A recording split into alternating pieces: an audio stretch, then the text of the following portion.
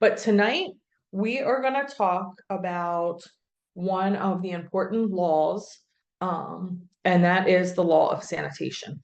So there are numerous laws that sort of govern our lives that are, I guess you would say, just laws of nature, really. Of course, we've got the law of movement, where you want to make sure that you're moving your body. We've got the law of recuperation, because if you are like me, you have a tendency to just go full force into everything and you forget to rest and breathe and take care of yourself. Then we've got the law of nourishment, which is what we should be fueling our body to go full force into the world. And of course, we've got the law of sanitation, which is what we're going to talk about tonight. And there's two parts to that law of sanitation. There's internal and then there's external. The internal ones we're actually going to focus on in, it looks like November. We'll be talking about internal sanitation inside of your body. But tonight I'm going to focus on external. For those of you that have been here for many workshops, and you can either unmute and talk or put in the chat.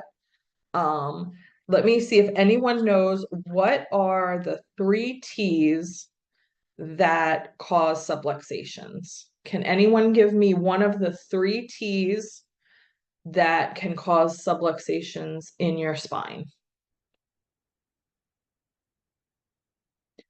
I know a few of you probably know at least one of these. Anybody? Rhonda, you got 2 of them. Thoughts and toxins.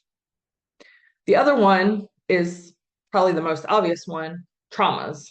So if you're in a car accident, that's a trauma that can cause subluxations. But very good, Sherry. You got all 3. Awesome job. Thoughts, toxins, and traumas are the 3 T's that cause subluxations. Dr. Nate's actually going to talk more about that next Tuesday night when he talks about where subluxations come from. Tonight, we're just going to focus on the toxins part of that, and kind of talk about where toxins come from in our environment and how you can slowly start to introduce more natural things to eliminate some of their toxins. You're never, unfortunately, going to get rid of all the toxins in our environment. We are exposed every week to about 32,000 toxins from our environment. Most of those are chemical toxins. So pollution from factories, or chemicals in our cleaners, or in our toothpaste, or our shampoos, chemicals in our food. I mean, look at the ingredients of some of the processed foods that we eat.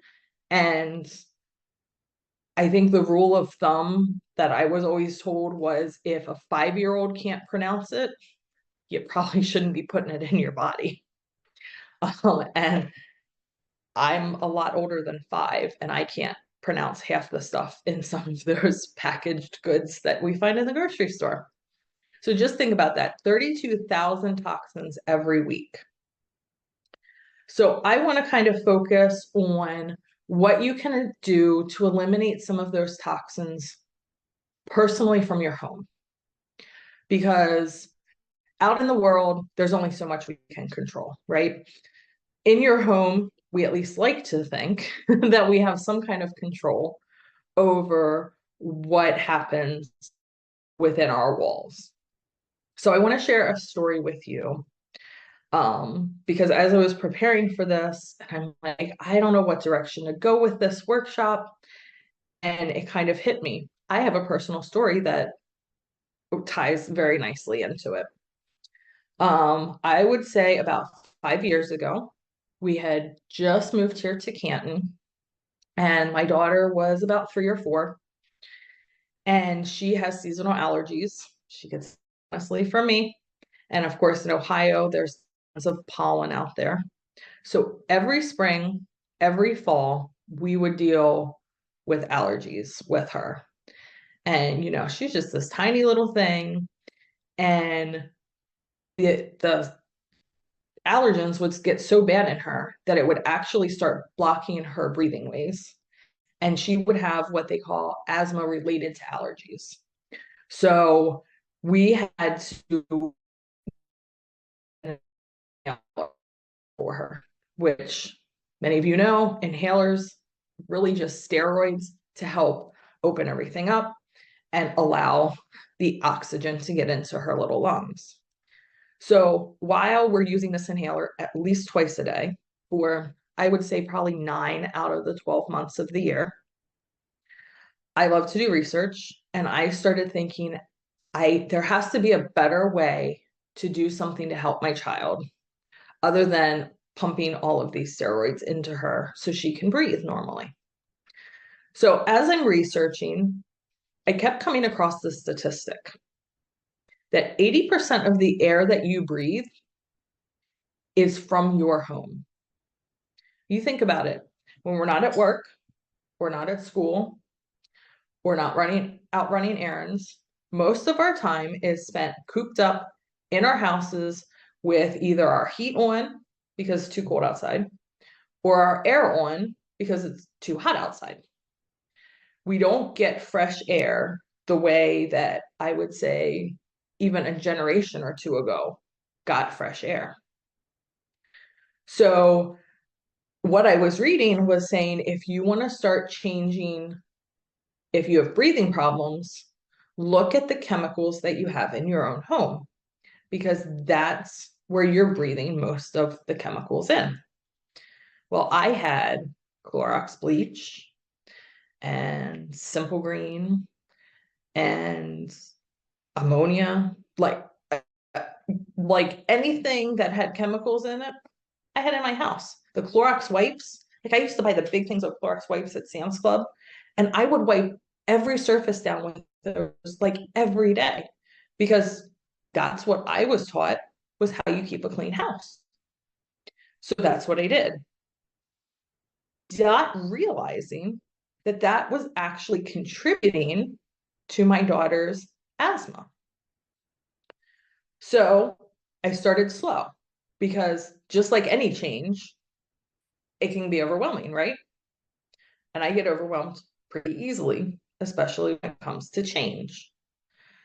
So I said, well, I can't just go through my house and throw everything out and spend thousands of dollars to buy everything that's all natural. So I started slow. I took the Clorox and the ammonia stuff out.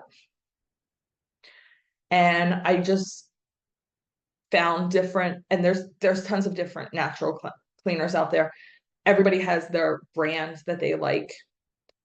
There's no right or wrong to what brand you use as long as it's natural ingredients. So I just started small with my cleaners. Then I went to laundry detergent. And as this built over the months, we were using her inhaler less and less. Now, when we started this, we were using it at least twice a day, morning and night. Sometimes in between there, we'd have to use her inhaler. I found that we went from doing a couple times a day to maybe a couple times a week to then maybe once a week. Now, 5 years later, we don't even have an inhaler because we haven't had any problems with it. And I kept an inhaler until about 6 months ago because I kept thinking, this is going to come back. This is going to, and it hasn't. So we've changed all of our cleaners are now natural, dish liquid, laundry detergent, fabric softener. I've even started now in the bathroom.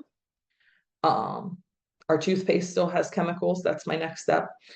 But shampoo, soap, um, facial moisturizers, I try to get some of them still have a little bit of chemicals, but I try to go for the brands that have the fewest man-made chemicals in them. And I notice a difference in breathing. I go to the grocery store, I can't even walk down the laundry detergent aisle. And I know some of you know what I'm talking about. The scents just smack you in the face so much that you catch your breath because it's so overwhelming of the different smells that hit your senses. I went and visited my mom a couple years ago after we had started, slowly getting rid of all of our chemical cleaners. And my mom loves to use what's the dusting spray? Like I can't even remember the brand name of the dusting spray that she uses.